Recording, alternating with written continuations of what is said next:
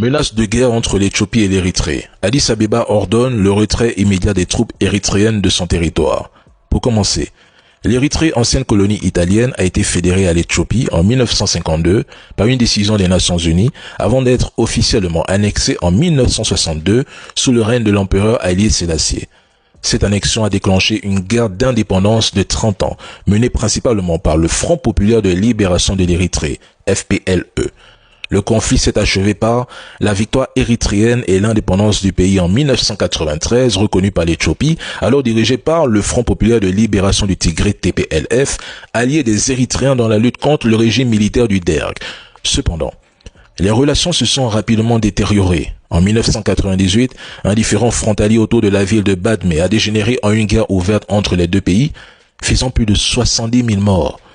Un accord de paix a confié la délimitation de la frontière à une commission internationale qui attribuait Badmé à l'Érythrée. L'Éthiopie a toutefois refusé d'appliquer ces décisions jusqu'en 2018, instaurant une situation prolongée de ni paix ni guerre. Cette période a fortement isolé l'Érythrée sur la scène internationale. Le pays a été accusé par l'ONU de soutenir des groupes armés régionaux, notamment Al-Shabaab en Somalie, ce qui a conduit à l'imposition de sanctions internationales. Un tournant majeur s'est produit en 2018 lorsque le nouveau premier ministre éthiopien Abiy Ahmed a initié un rapprochement historique avec le président érythréen. Ce rapprochement a permis la normalisation des relations et la levée des sanctions contre l'Érythrée. Toutefois, ce partenariat a rapidement révélé ses limites. Lors du conflit du Tigré de 2020 à 2022, l'Érythrée, historiquement hostile au TPLF, qu'elle considère comme une menace existentielle, a soutenu militairement l'Éthiopie. Des troupes érythréennes ont pénétré et occupé plusieurs zones du Tigré.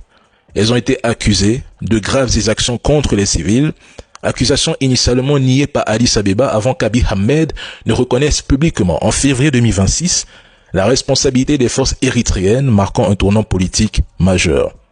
L'accord de paix de Pretoria, signé en novembre 2022 pour mettre fin au conflit du Tigré, n'a pas inclus l'Érythrée, ce qui a été perçu à Asmara comme une trahison pure. Depuis lors, les relations entre les deux pays se sont nettement dégradées. Rappelons que l'Éthiopie, enclavée depuis l'indépendance de l'Érythrée en 1993, dépend à 95% du port de Djibouti pour son commerce maritime, ce qui représente un coût annuel estimé à environ 1,5 milliard de dollars. Dans ce contexte, Abiy Ahmed a revendiqué un accès souverain à la mer, notamment via le port érythréen d'Assab, invoquant des droits historiques et des impératifs existentiels.